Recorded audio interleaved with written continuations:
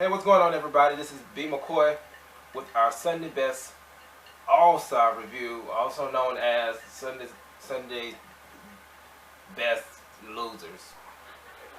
This, it's just something about this competition this year that's so weird to me. Like people watch the show and it's just so weird because like Sunday Best All-Star to me is like it means something completely different. Like, it means All-Star. It means what's the name? Like Kefia, Leandria, Joshua Rogers, Elder McClendon. Those names. What's the Sherry Addison.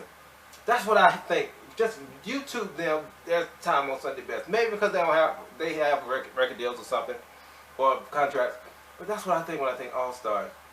I just don't. It just seems weird. Like this year, I was watching the show. Okay, like Zebulon Ellis. I think he's a good singer. He's just one of these singers that can really sing really well. I like Zebulon Ellis. I mean, I've seen him around. Like he's like really tried to put himself out there. You know, he's a solid singer. What's the name? What's the name? Mother Sue or something. She reminds me of like a black woman that works at like a black soul food restaurant. Like she's like, "What you want, baby? What you want, baby? Yeah, we got some more oxtails back there. We gonna get the oxtail. They go back in the thing. We're gonna get some more macaroni and cheese."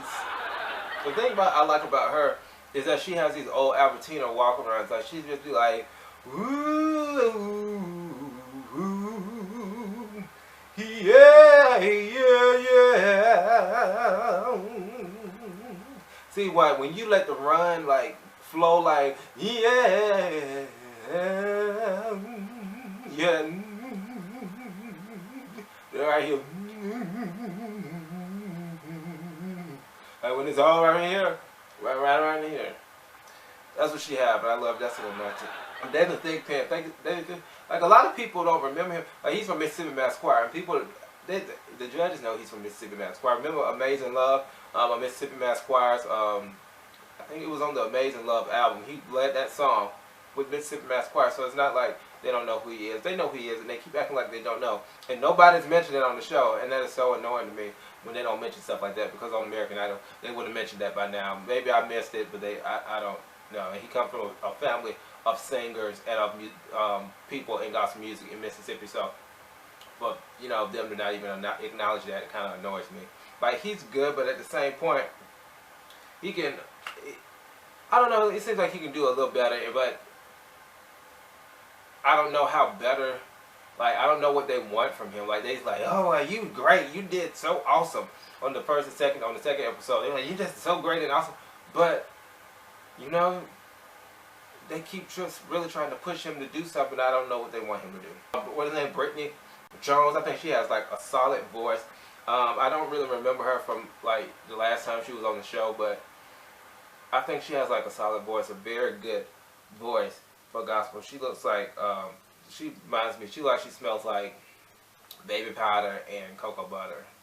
Clifton Ross, he can sing. Like I love his performances on the show, but not love, but I like him. But he's like the dude. He directed the Howard Gospel Choir, one of the best choirs in gospel music, one of the best, probably the best college choir out there as far as vocals during the time he was there. I don't know about now because I haven't really listened to them in person or, you know, whatever.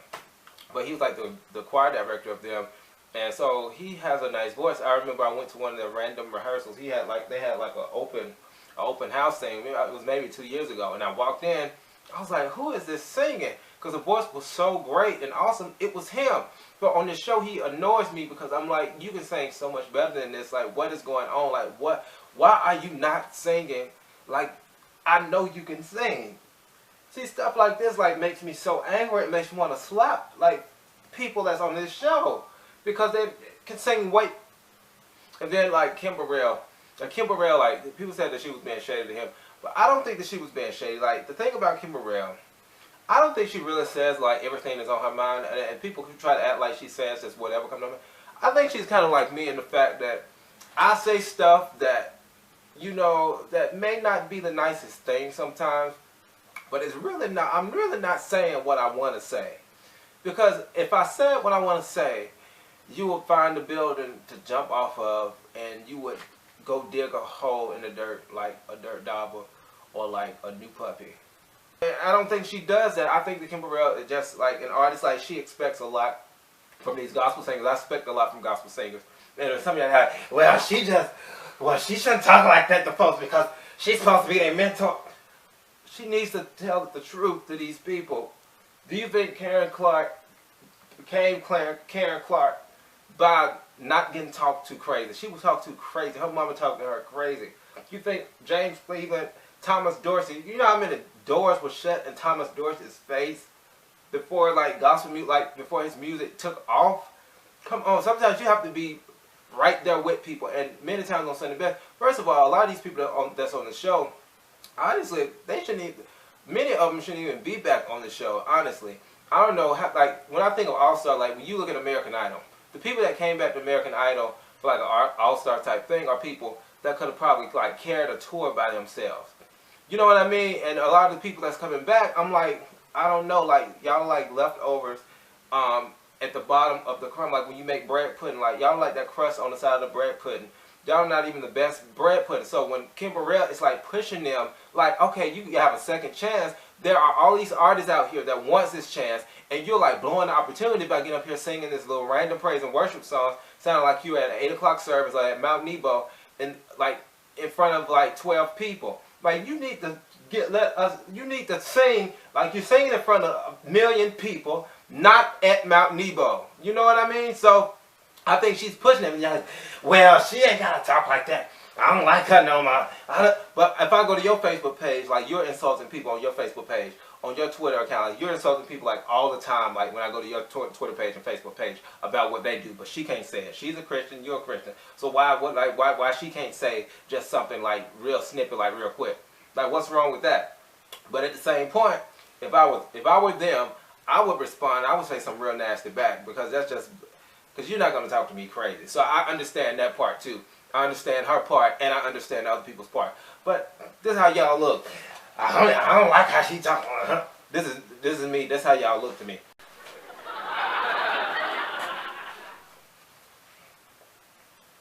Tequila is not fooling me. The thing about her, like Tequila, like, I love her. Like, she was one of the runner-up on the last Sunday Best. Tequila, she looks like she is not fooling me. She'll like sit on the porch and cuss. Like, she looks like she will like curse you out. And maybe that's just me, because I know like people that do that. But she will like sing, but like she'll curse you out, like sit on the porch and cuss and like drink a Bud Light. But I love her. I think that she's holding back on this show. I think that she's like one of these people that, like, she's at the point now where like the show is like so big, and then she's got this second opportunity, but she hasn't been on the stage that big since the last time she was on the show. So it's kind of like overwhelming, and that's showing in a lot of these singers. Like, they haven't been on the big stage like Sunday Best since. So it's, when they come back, it's kind of like, oh, how do I sing? How do I present to a million people again? See what I'm saying? Like, when you have that lag right there in between like performances and your experience, it's hard to come back and sing in front of a million people when you've been singing at Mount Nebo and Mount Air at Horeb Baptist Church, gutter. But you know what I mean? Like, if you've been singing to those people and then you come back to Sunday Best, like, that's a big step again. So I understand. The postal worker guy, I liked his voice. You know, Drew Chambers. I don't know. It was just a lot. I like his range, but it was just a lot. And I understood why he didn't come back, because it was just a lot. And I think that when he left Sunday Best, he was able to like leave and do whatever he wanted to do. So he's been doing whatever he wanted to do since the last time he's been on Sunday Best. It may not be the best things for his career or whatever. So he came back trying to do what he's been doing, and they're like, no. So I get it. So that's why you have to stay close to these people that mentor you. Even if they talk crazy, you have to be around people that's going to tell you the truth. You can't always be around people that's going to like sugarcoat and be like, oh, well, that's okay. No, it's not okay. It's stupid. I'd rather somebody say that something is stupid instead of just okay, or if something is fine or not great but good. You know, don't say, tell me when something is stupid. Tell me when something is dumb. Tell me when something sounds horrible. Tell me that I'm doing something awful, so that I won't think that the awful thing that I'm doing is okay. And back to that Kim Burrell thing. Well, she ain't supposed to. Martha Burries. I actually love her voice. But the thing about I saw her in Houston. She sang with this group in Houston a few times, and I really like her voice, and I think that she can do a lot with her voice. But the song was kind of like highish. Maybe I think they should sing like her music should be like lower. Like they should drop it, because it seems like she's always at the top of her range on these songs, and I know that she can do more. I think she's always at the top of her range. They need to lower the key to these songs.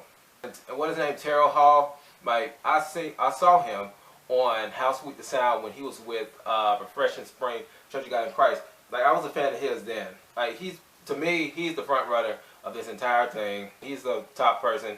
He has a voice that I could recognize. That I can recognize outside of anybody else on the show. Like if I heard him on the radio, I would know that's him. And you don't get that all the time because so many people in gospel music try to sound like other people, But the thing about Sunday Best is that, and gospel music, that people do not have this high standard of gospel music anymore. Like they want you to accept anything just because they say it represents Christ. If you represent Christ, I think it has to be the best thing that you put forward. Why is it okay that we show up and sing I want to say a word. Oh, I want to curse so bad. I want to curse so bad. We sing half booted, and then we want people to be like, hey, support me, please. No, I'm not going to support you in sounding like you are singing in front of Mount Or Baptist Church in Sweet Rock, Virginia. No, you are not about to get up here on Sunday Best, the largest TV show for gospel music, and sit up here and sing half booted. I want to curse so bad. I don't even want to say booted. I want to say something else. I want to curse so bad because sometimes y'all don't get it. I know that some of y'all just don't get it until somebody curse, and I want to say it so bad. But many times I get a lot of music. A lot of people trust what I have to say when it comes to music because I tell them the truth. And a lot of people in gospel music and a lot of gospel listeners can't accept the truth. That's why you have 5 or 10 gospel people that you hear over and over again. Cece, not Cece, Donna McClurkin, Tamara Mann, Yolanda Adams, Kirk Franklin. Now they let a new one in, Anita Wilson. And then another one in, what's her name, Break Every Chain. They let her in there now. So you got that, and then you got Shirley. You have the same 10 people that just go over and over and over and over in gospel music. Byron Cage, you got Don Lawrence, Karen Carr. You got the same people over and over again because everybody else, y'all just let them do anything they want to do. And even some of the top artists, I look at some of these reviews of these albums by some of these top artists. Like they're not even honest reviews. Like we're not honest with a lot of gospel people. Just like there'll be a mass choir album and it sounds like 6 people singing on it, but we accept that. And then somebody will review it on the gospel website and not even mention the fact that it sounds like 6 people singing and it's a mass choir album. Right? We let stuff like slide in to gospel that doesn't make sense. Like we let people release a full-length album when 10 of the tracks sound horrible or mediocre, and then you have one good single and then you have one better than okay single. Why not just make 2 really good singles and push that? Why are you recording 13 songs and 10 are horrible or just okay? Like, why are we accepting this in gospel music? Why are we accepting people going on Sunday Best half singing and then criticize Kim Burrell for telling these folks, like, I expected more from you? Like, why are we mad about that? Like, I don't get it. Maybe because I hold gospel music to a high standard. I remember, like, even in hip-hop, Snoop Dogg, like, he fronted people in hip-hop, in rap music, and hip-hop about the music sounding the same. He didn't have to do that. I think gospel people have to stand up and say, this music sounds like the same stuff over and over again, or this doesn't sound like a good level. Like, I get a lot of music, and people let me listen to music because they know that I will tell the truth. If it sounds crazy, I will tell the truth. If it doesn't sound like something I would buy, I will tell the truth. I tell the truth. And I think that we have to start telling the truth in gospel music so we can have another era of great gospel music. We really don't have like awesome gospel music right now. We just don't. Like we have like we have like 3 little songs. But I remember when choirs was putting out gospel albums like almost like every month, like a big choir would put out an album and like everybody would sing the song. Like now, like nobody's recording, nobody's doing anything, and when they do record, they try to rush the project so it sounds like somebody in a bathtub somewhere. I just don't know. Or it just doesn't have the sound that people want to hear. I don't know. I'm just getting angry because I just want to curse. I really do.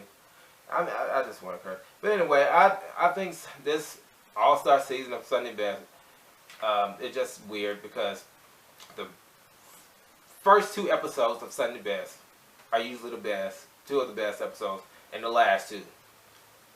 When it's funny and when it's most entertaining, when you get the best performances. But this entire season seems like it's going to be that little middle portion, an entire season of that middle portion of Sunday Best, when everybody just giving an okay to good performances, or a good performance, or maybe one great performance. I don't want to look at that. I don't want to see that. I want to see great performances every single time you get on the stage. I don't want to see that little half sing. And some people are like, well, you shouldn't judge them. You shouldn't talk about that because you ain't singing. Let's hear you sing. Well, guess what?